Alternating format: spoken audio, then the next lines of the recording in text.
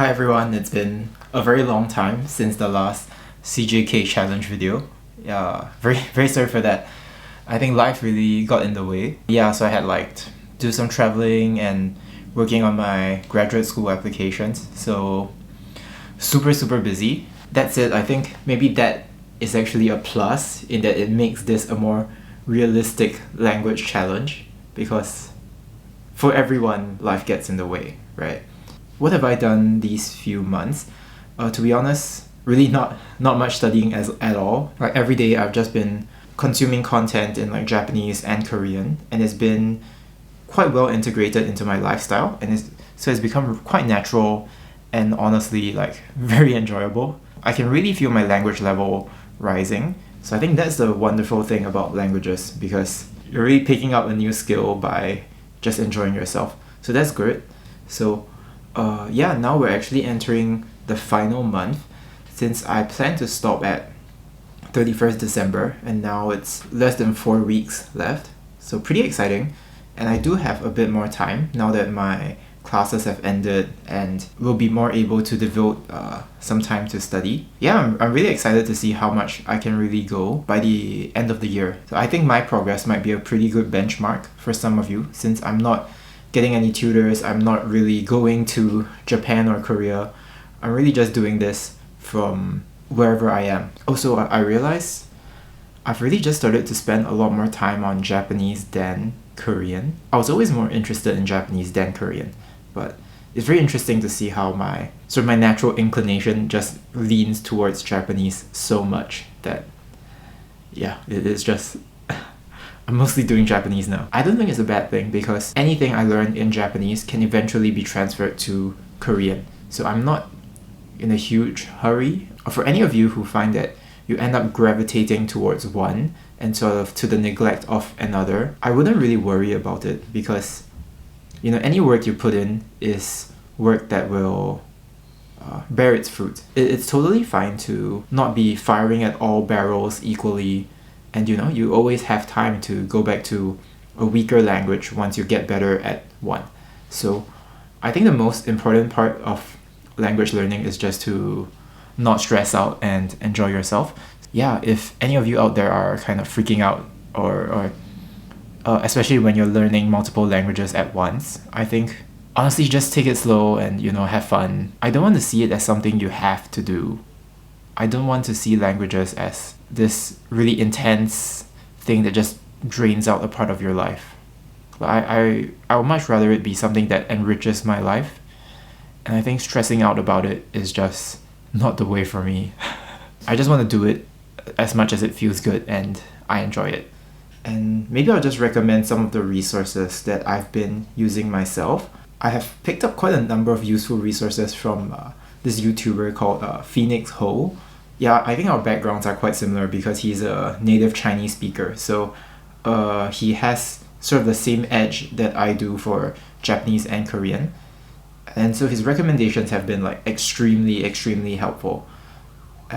One thing that I watch is this animated history of Japan on YouTube. I'll put a link in the description below. It's really cool because it's in Japanese and the version on YouTube has Korean subs. So it's really useful because then I just watch it in Japanese and I'll read the Korean subtitles. I'm just basically practicing both, right?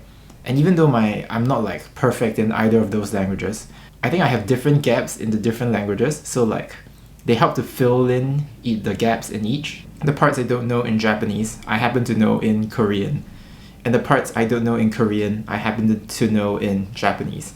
So it's very convenient. I'm just practicing both at once and I'm getting a better understanding of what's going on, being exposed to both of them at once. Super useful, super recommended. And yeah, gotta say these 80s anime music really slaps, so amazing.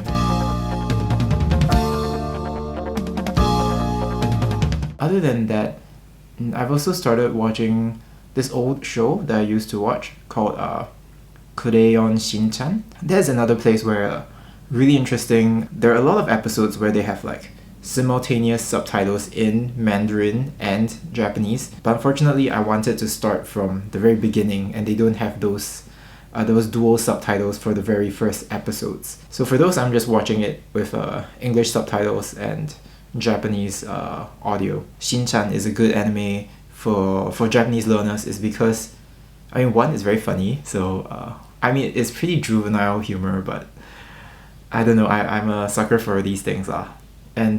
But the other good reason is because the main character is a child, right? So naturally he speaks in simpler language and people speak to him in simpler language. So I think that is really good for Japanese learners. One other channel that I really like for Japanese is Game Gengo. It's really wonderful, a really brilliant idea using example sentences from Japanese video games. Games are designed to give you all the context you need, right? So just by watching the clips, you really do get a better sense of what's going on in the sentence. And because games are so engaging, the visuals are so fun, that I think it really helps to keep me engaged even when grammar is really boring. I would definitely recommend. I think he has done N5 and N4 grammar, and he's currently working through the N3 grammar. So I mostly watch those videos for the grammar aspect, because vocabulary, I think, is just a lot easier for me since I already know Mandarin. So this is going to be a really short video because I do plan to be making more over the next few weeks as I'm really reaching the final stretch of the CJK challenge. And yeah, I actually have no idea what I should do once I'm done. Like, it feels like I should have some kind of way to show how much progress I've made. Yeah, let's see. And for all of you who have been studying on your own, I'm sorry I haven't been posting. I hope this is a reminder that I have not given up. All of us could work hard together in this final month and see where we get. And yeah, thanks so much, and I'll hope to see you all very, very soon. Alright.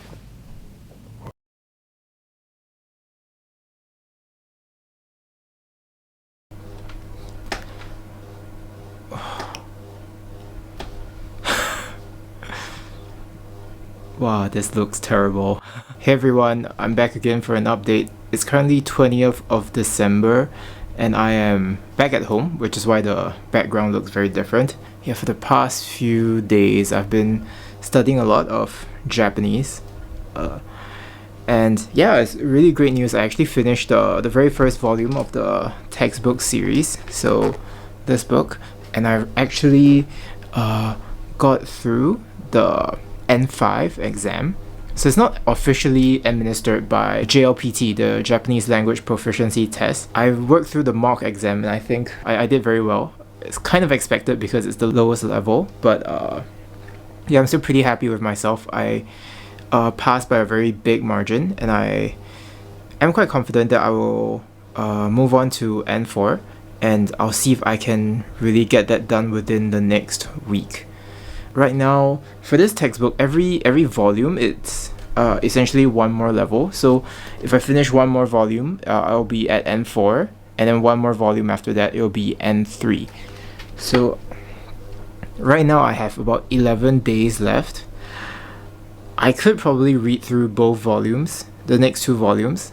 I'm not sure how much of it will actually stick in my head. I think right now my goal is to try to do the N3 exam, the N3 mock exam by 31st December, and really see how much I can score. So if you remember, when I first started, I estimated myself to be about N4 level, and one of my goals was really to reach N3. So N3 is a interesting threshold for Japanese, because I think N4 and N5, they're more like just really basic stuff you learn in the classroom, but N3 I think is a level when you're actually able to use Japanese in real life, and I guess to survive in Japan. So I think if I am really able to reach N3, it'll be a wonderful achievement for me. I know I haven't been doing too much studying, so